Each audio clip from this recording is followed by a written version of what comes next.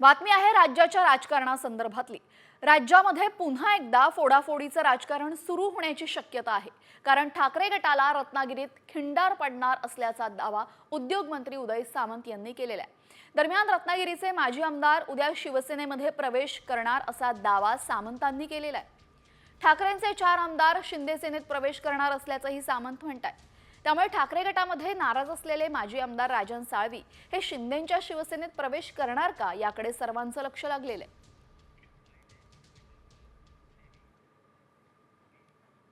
नाही, operation tiger जे आहे ते मला असं वाटतं की उद्यापासून रत्नागिरी विधानसभा मतदारसंघातून सुरुवात होते।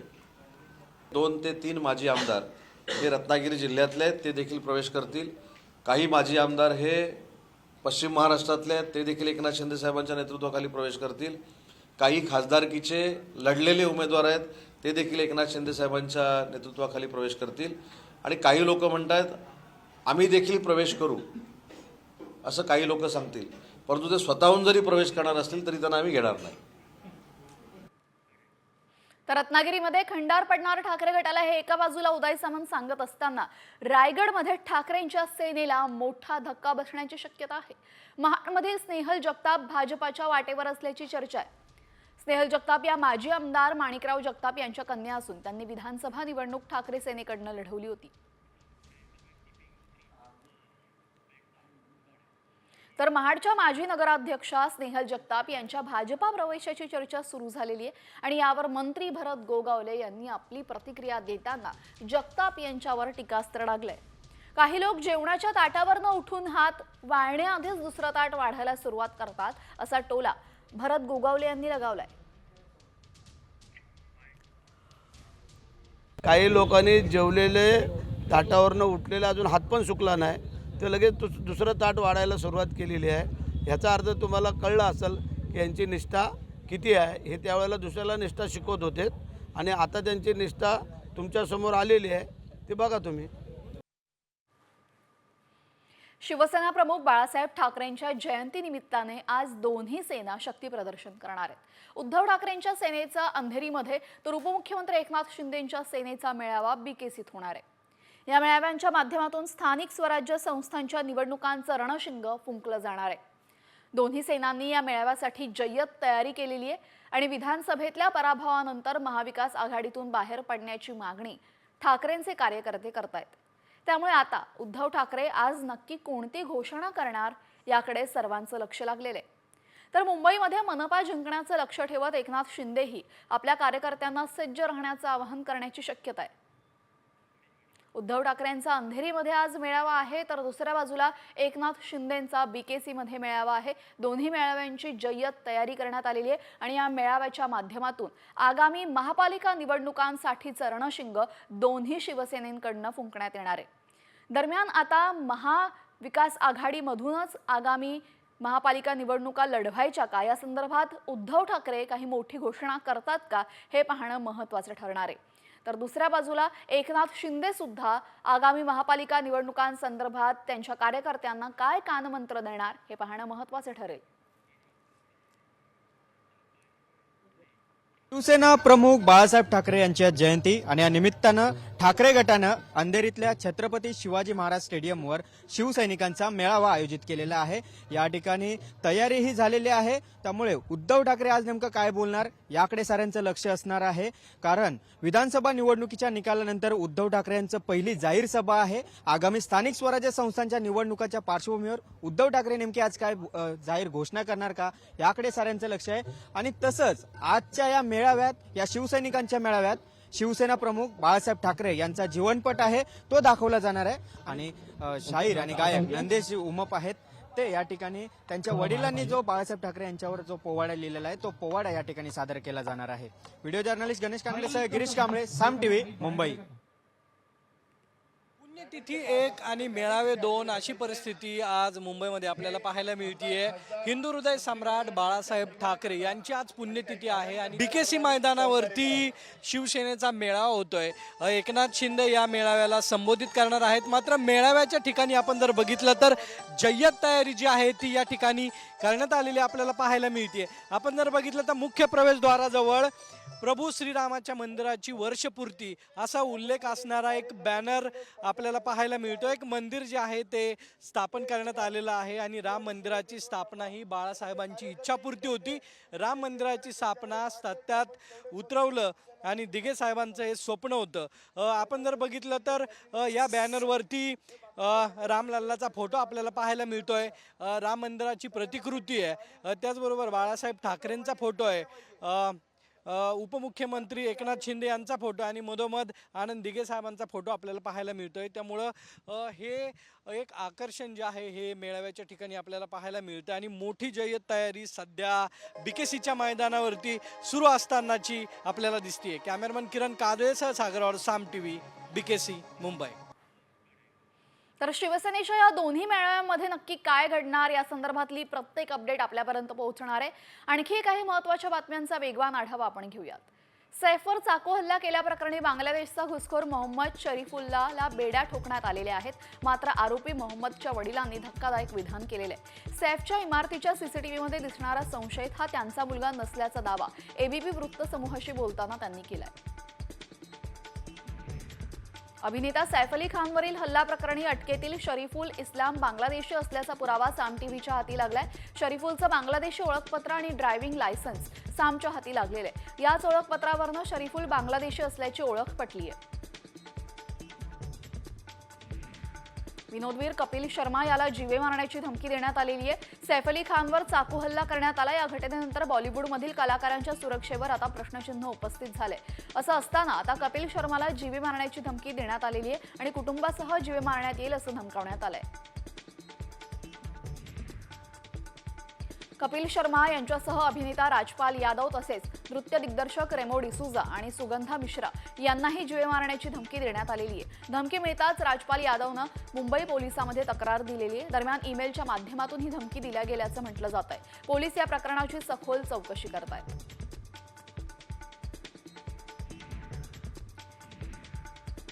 सैफ अली खानवर चाकू हल्ला झाल्यानंतर नितेश राणेंनी शंका व्यक्त केली होती। मात्र आता नितेश राणेंचे कान त्यांच्याच पक्षाच्या प्रदेशाध्यक्षांनी टोचलेले आहेत। नितेश राणेंना असं विधान करण्याची गरज नाही असं बावनकुळेंनी सुनावलंय। तर शंका असल्यास पोलिसांना सांगा अशा शब्दामध्ये अजित पवारांनी सुद्धा नितेश राणेंना झापलंय। संभाजीनगरात आता कायद्याचा धाक राहिलाय की नाही असा सवाल निर्माण झालाय। शहरातील मुख्य रस्त्यावर हात सोडून बुलेटवर स्टंट करणाऱ्याला वाहतूक पोलिसांनी केवळ नोटीस बजावून सोडून दिलंय। त्यामुळे शहरात कुठेही कसाही स्टंट करा आणि दंड भरून मोकळे व्हा असं चित्र दिसतंय। त्यामुळे आता नागरिकांमधून संताप व्यक्त केला जातोय। मुंबईतील विरार लोकल ट्रेनमध्ये महिलांमधील हाणामारी काही नवीन नाही। जागेच्या वादातून महिलांमध्ये तुफान मारामारी सुरू असल्याचं व्हिडिओमध्ये पाहायला मिळतंय।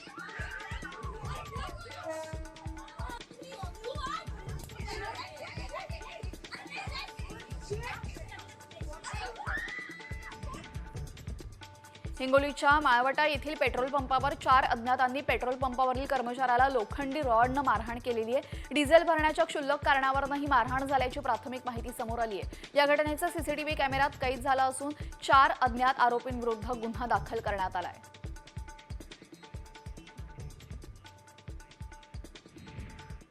यानंतर बातमी आहे विदर्भातून। विदर्भामधील सर्वात मोठी बहिरम यात्रेनिमित्त बैलगाडा शर्यतीचं आयोजन करण्यात आलं होतं।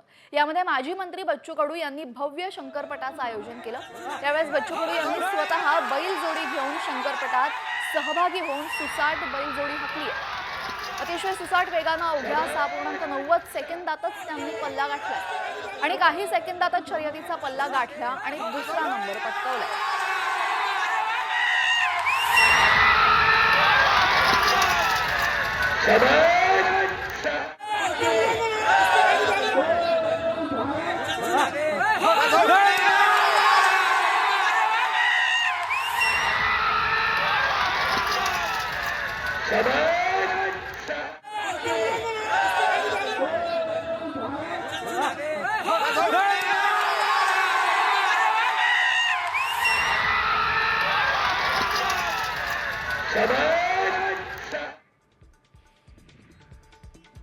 पुण्यात नेमका नेमकं चाललंय तरी काय असा सवाल आता उपस्थित झालाय, कारण पुण्यात पुन्हा एकदा गाड्यांची तोडफोड करण्यात आली आहे. रस्त्यावर उभ्या चारचाकी वाहनांची संध्याकाळच्या सुमारास तोडफोड करण्यात आली. कोयता गँगनेही तोडफोड केल्याचा पोलिसांना संशय आहे.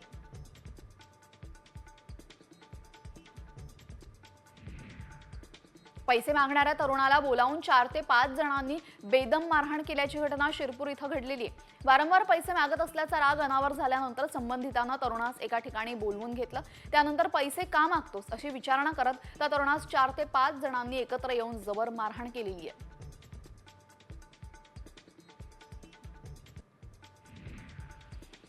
कन्नडच्या सायगव्हाणमध्ये मेडिकल चालकाला बेदम मारहाण करण्यात आली. सोबतच मेडिकलचीही तोडफोड करण्यात आली आहे. बाहेरून येऊन गावामध्ये मेडिकल चालवत असल्यामुळे मारहाण केल्याचं कळतंय. तर मारहाण आणि तोडफोडीचा सीसीटीव्ही समोर आला असून आरोपींविरोधात कन्नड ग्रामीण पोलीस ठाण्यामध्ये गुन्हा दाखल झालाय.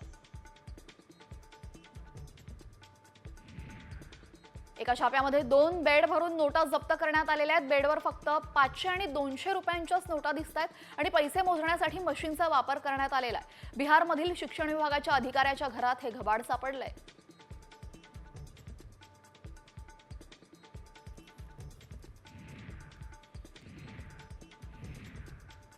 अदानी समूहाला राज्य सरकारने मुलुंडमधल्या मिठागराची सुमारे 58 एकर जागा दिलेली आहे. विशेष म्हणजे विधानसभा निवडणुकीची आचारसंहिता लागू होण्याच्या आदल्याच दिवशी हा करार करण्यात आला.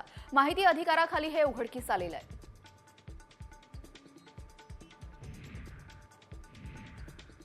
मुंबईच्या कुर्ल्यामध्ये अदानी समूहाविरोधात काँग्रेस पक्षानं आंदोलन केलंय. मदर डेअरीची जागा अदानी समूहाला दिल्यामुळे काँग्रेस आक्रमक झाली. आंदोलनादरम्यान पोलीस आणि आंदोलनकर्त्यांमध्ये झटापट झाल्याचंही पाहायला मिळतं. तर या झटापटीत काँग्रेसच्या खासदार वर्षा गायकवाड यांच्या पायाला दुखापत झाली.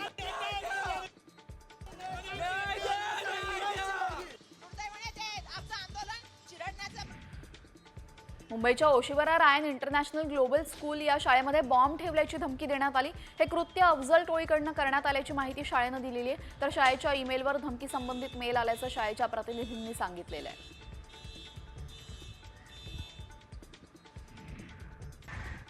नवी मुंबईतील नेरूळच्या रायन इंटरनॅशनल शाळेला ईमेलद्वारे बॉम्ब उडवण्याची धमकी देण्यात आली. या घटनेची माहिती मिळताच नवी मुंबई पोलिसांच्या श्वान पथकानं शाळेची पाहणी केली. मात्र पाहणी दरम्यान कोणतीही संशयित वस्तू आढळली नाही.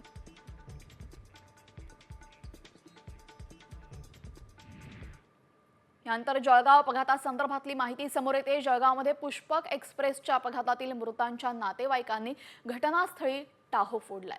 घटनास्थळी धार्मिक विधी करून मृतांना श्रद्धांजली वाहण्यात आलेली आहे. तर 40हून अधिक जखमी झालेले आहेत. याच संदर्भात थेट जळगावमधून माहिती देतात आमचे प्रतिनिधी संजय महाजन. जर बघितलं तर त्यांची आई या दुर्घटनेमध्ये मृत्युमुखी पडली.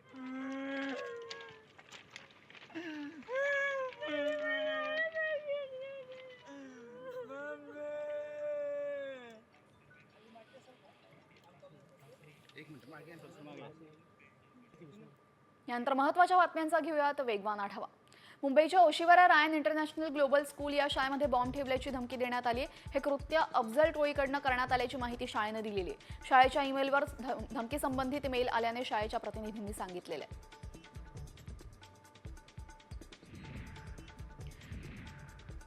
टोरेस घोटाळा प्रकरणी ईडी ऍक्शन मोडमध्ये आलेली आहे. ईडीनं नवी मुंबई आणि मुंबईसह इतर 10 ठिकाणी छापेमारी केलेली आहे. टोरेस घोटाळ्यामध्ये 2000हून अधिक लोकांची फसवणूक झाली आहे.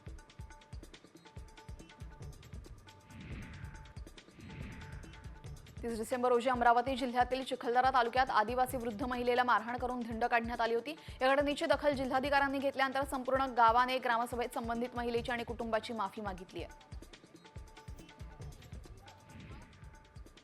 परळीच्या राजस्थानी मल्टीस्टेट कोऑपरेटिव्ह सोसायटीमध्ये पंढरपुरातील 30 ठेवीदारांना 1 कोटींचा गंडा घातलेला आहे. या ठेवीदारांना वारंवार पैशाची मागणी करूनही पैसे मिळत नसल्यामुळे 18 जणांविरोधात पोलिसात तक्रार केली. दरम्यान या प्रकरणी दोघांना आता अटक करण्यात आली आहे. मुंबई गुन्हे शाखेनं गँगस्टर डी.के. रावला अटक केलेली आहे. खंडणी फसवणूक प्रकरणी डी.के. रावसह त्याच्या साथीदारांना अटक करण्यात आली आहे. डी.के. राव अंडरवर्ल्ड डॉन छोटा राजांचा हस्तक असून त्याला आज कोर्टात हजर करणार आहे. मुंबईतील न्यायालयानं 7 वर्ष जुन्या चेक बाउन्स प्रकरणावर सुनावणी करताना रामगोपाल वर्मा यांना 3 महिन्यांचा तुरुंगवास आणि दंड ठोठावलेला आहे. तसेच रामगोपाल वर्मा यांना 3 महिन्यामध्ये तक्रारदाराला 3,72,219 रुपयांची भरपाई द्यावी लागणार आहे.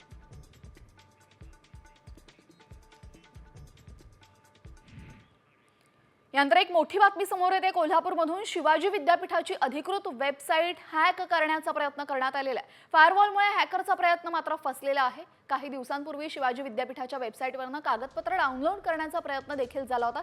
त्यानंतर आता पुन्हा एकदा ही वेबसाईट हॅक करण्याचा प्रयत्न झालेला आहे, मात्र फायरवॉलमुळे हा प्रयत्न फसलेला आहे। हॅकरचं लक्ष विद्यापीठाच्या साईटवर असल्याचं दिसतंय, कारण की विद्यापीठाच्या साईटमध्ये अनेक विद्यार्थ्यांसंबंधित किंवा इतरही काही सर्क्युलर्स असू शकतात। त्यामुळे हॅकरचं लक्ष या वेबसाईटवर असतं आणि फायरवॉलमुळे मात्र ही वेबसाईट हॅकिंगचा प्रयत्न आता फसलेला आहे।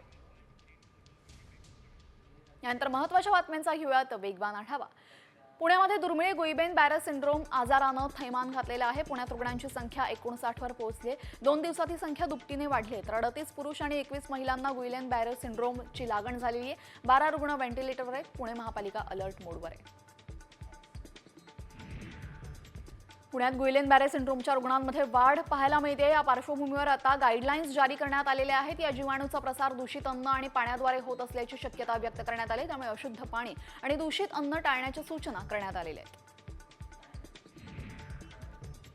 गुईलेन बॅरे सिंड्रोमसाठी पुण्यातल्या पाण्याचा स्रोत तपासा असे आदेश पुण्याच्या विभागीय आयुक्तांनी दिलेले आहेत। पुणे शहराच्या ज्या भागात गुईलेन बॅरे सिंड्रोमचे रुग्ण आढळलेले आहेत तिथे पिण्याच्या स्वच्छ पाणी पुरवठ्याचे निर्देश आयुक्तांनी दिलेले आहेत।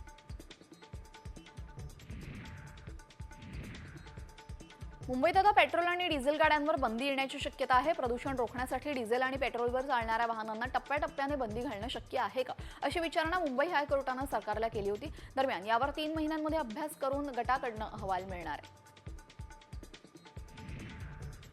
मुंबई अहमदाबाद मार्गावर आता बुलेटच्या जागी वंदे भारत धावणार असल्याची माहिती सूत्रांनी दिली। त्यामुळे बुलेटच्या जागी लवकरच या प्रवाशांना वंदे भारत ट्रेननं प्रवास करता येणार आहे।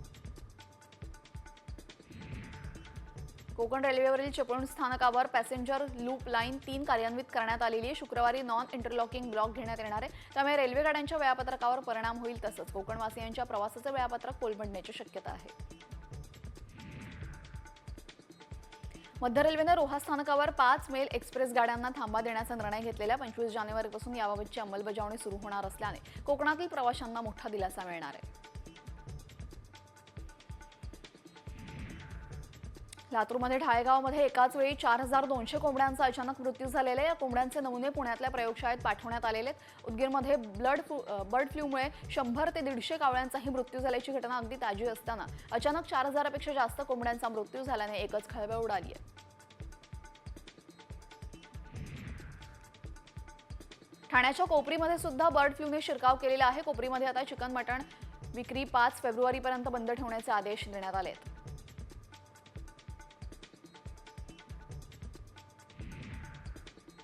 रायगडच्या चिरनेर गावामध्ये बर्ड फ्लूचं थैमान पाहायला मिळतंय। खबरदारीचा उपाय म्हणून आतापर्यंत 1237 कोंबड्यांची शास्त्रीय पद्धतीने विल्हेवाट लावण्यात आली। 177 अंडी आणि 270 किलोग्राम खाद्यही नष्ट करण्यात आले। उरण तालुक्यातल्या चिरनेर गावामध्ये घरगुती कोंबड्यांनाही लागण झालेली आहे।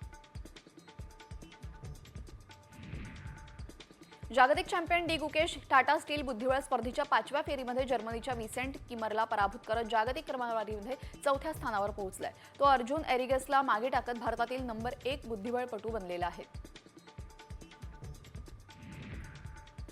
टीम इंडियाचे स्टार क्रिकेटर्स रणजीमध्ये मात्र फ्लॉप झालेले आहेत। रणजी स्पर्धा खेळायला उतरलेला रोहित शर्मा सपशेल अपयशी ठरलेला आहे। जम्मू काश्मीर विरुद्ध मॅचमध्ये रोहित शर्मा फक्त 3 रन्सवर पॅव्हिलियनमध्ये परतलाय। नंतर बातमी आहे सोलापूरमधून। सोलापूर जिल्ह्यातील वाळू आणि खडी माफियांचा कायमचा बंदोबस्त करणार असल्याचा इशारा पालकमंत्री जयकुमार गोरे यांनी दिलाय। म्हाडाचे प्रांताधिकारी प्रिया आंबेकर यांनी वाळू माफियांनी गाडी अडवून धक्काबुक्की केल्याचा प्रकार समोर आला आणि त्यामुळे गोरेंनी वाळू माफियांना आता थेट इशारा दिलाय। खात्रीने सांगतो, या जिल्ह्यामध्ये कुठल्याही माफियाचं राज्य चालू देणार नाही। या जिल्ह्यामध्ये म्हणण्यापेक्षा राज्यामध्ये आदरणीय मुख्यमंत्री महोदयांच्या नेतृत्वाखाली काम करत असताना कुठल्याही अधिकाऱ्याला त्रास होणार नाही, कुठल्याही जनतेला त्रास होणार नाही। त्यामुळं माफिया राज्य संपून जाईल, अजिबात चिंता करू नका। यानंतर आता बातम्या पाहूयात महाकुंभमेळा संदर्भातल्या। महाकुंभमेळ्याच्या निमित्ताने भाविकांचा जनसागर उसळलेले प्रयागराज अंतराळातून कसे दिसते याचा फोटो आता समोर आलाय. 45 दिवस चालणाऱ्या कुंभमेळ्याच्या इस्रोच्या सॅटेलाइटने फोटो घेतलेले आहेत. दरम्यान आता दिवस आणि रात्रीचे फोटो घेण्यासाठी रडार सॅटचा वापर करण्यात आलेला आहे. महाकुंभ मेळाव्याच्या ऐतिहासिक सोहळ्यामध्ये सुप्रसिद्ध समाजसेविका आणि लेखिका सुधा मूर्ती महाप्रसादात सहभागी झालेल्या आहेत. या सोहळ्यामध्ये लाखो भाविकांसाठी महाप्रसादाचं आयोजन करण्यात आलं होतं आणि सुधा मूर्ती यांनी स्वतः या सेवेमध्ये सहभागी होऊन निस्वार्थ भावनेने प्रसाद वाटप केले.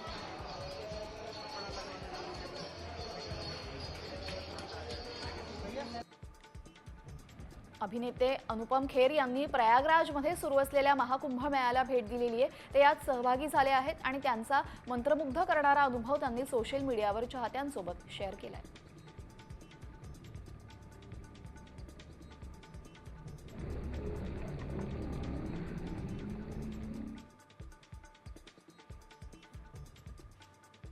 महाकुंभ 2025 दरम्यान प्रयागराजमध्ये एक अनोखी घटना घडली, जेव्हा रॉयल चॅलेंजर्स बंगळुरूच्या एका चाहत्याने विजयासाठी खास पद्धतीने प्रार्थना केलेली. या चाहत्याने प्रयागराजमधील त्रिवेणी संगम इथं गंगा नदीच्या पवित्र पाण्यामध्ये त्याची आरसीबीची जर्सी बुडवली आहे.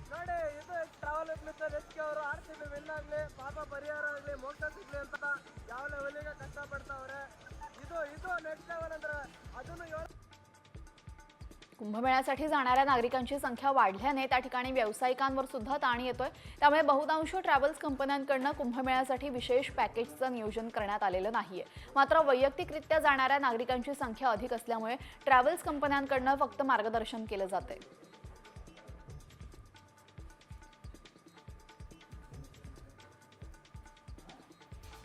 धाराशिव जिल्ह्यातील शेतकऱ्यांच्या खात्यावर अतिवृष्टीचं अनुदान जमा होण्यास सुरुवात झालेली आहे. शेतकऱ्यांनी केवायसी करूनही अनुदान मिळत नव्हतं. त्यामुळे अनिल जगताप यांनी मुख्यमंत्र्यांकडे तातडीने अनुदान द्यावं, अन्यथा आंदोलन करू असा इशारा दिला. अखेर हे अनुदान खात्यामध्ये जमा झाल्याने शेतकऱ्यांना दिलासा मिळालाय. यवतमाळमध्ये प्रधानमंत्री कृषी सिंचन योजनेचे पाणलोट 28 जानेवारीला करण्यात येणार आहे. या कार्यक्रमाला केंद्रीय मंत्र्यांसह मुख्यमंत्री आणि दोन्ही उपमुख्यमंत्री उपस्थित असणार आहे. या पार्श्वभूमीवर जिल्हा प्रशासनाने नियोजनासाठी 26 समित्या गठीत केलेल्या आहेत.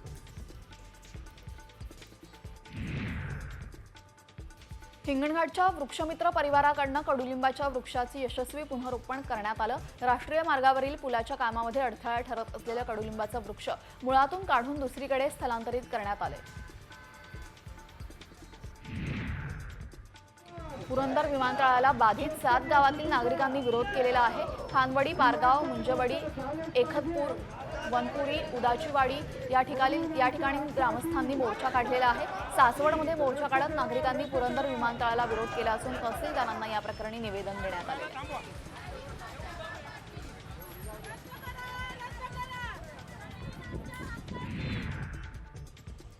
बुलढाण्यातील रुग्णालयामध्ये राज्य सरकारच्या संकल्पनेतून आरोग्य मित्रांची नेमणूक करण्यात आलेली आहे. त्यांना नेमून दिलेल्या एजन्सीकडनं मानधन दिलं जात आहे. आता किमान वेतन द्यावं अशी मागणी आरोग्य मित्रांनी मुख्यमंत्र्यांकडे केलेली आहे. ही मागणी त्वरित मंजूर करा, अन्यथा 12 फेब्रुवारीपासून बेमुदत संपावर जाऊ असा इशारा देण्यात आलाय. धाराशिवच्या जिल्हा नियोजन समितीच्या बैठकीला अखेर मुहूर्त लागलेला आहे. पालकमंत्री प्रताप सरनाईकांच्या उपस्थितीमध्ये 26 जानेवारीला बैठक पार पडणार आहे. विकास कामांसाठी समितीकडे आणखी 265 कोटींचा निधी शिल्लक असून यातील किती रकमेला पालकमंत्री मंजुरी देतात याकडे सर्वांचं लक्ष आहे. यवतमाळच्या जिल्हा मध्यवर्ती बँकेचे अध्यक्ष मनीष पाटलांच्या विरुद्ध अविश्वास प्रस्ताव दाखल करण्यात आलेला आहे. या अविश्वास प्रस्तावासंदर्भात 31 जानेवारीला सभा घेण्यात यावी असे निर्देश विभागीय सहनिबंधकांनी दिलेले आहेत. विशेष म्हणजे पाटलांच्या विरोधामध्ये 20 पैकी 14 संचालकांनी मोडबंधणी केलेली आहे. नांदेडमध्ये 2 गावांमधनं पैनगंगा नदी वाहते. मात्र या नदीवर पूल नसल्यानं नदी पार करण्यासाठी जीवघेणा प्रवास करावा लागतो. या ठिकाणी पुलास मंजुरी देण्यात आलेली आहे. मात्र प्रशासनाच्या हलगर्जीपणामुळे पुलाचं काम रखडलेलं आहे. त्यामुळे नदी पार करण्यासाठी गावकरी लाकडी तर्फाच्या सहाय्याने धोकादायक प्रवास करतायत. वाशिम जिल्ह्यामध्ये अवैध प्रवासी वाहतूक गंभीर समस्या बनलेली आहे. खासगी वाहनांद्वारे क्षमतेपेक्षा अधिक प्रवाशांची वाहतूक होते. त्यामुळे प्रवाशांच्या जीवाला धोका निर्माण झालाय. एका खासगी वाहनामध्ये प्रवाशांना लटकून आणि गाडीच्या बोनेटवर बसून प्रवास करतानाच्या या प्रकारामुळे वाहतूक सुरक्षेबाबत मोठा प्रश्न उपस्थित झालेला आहे.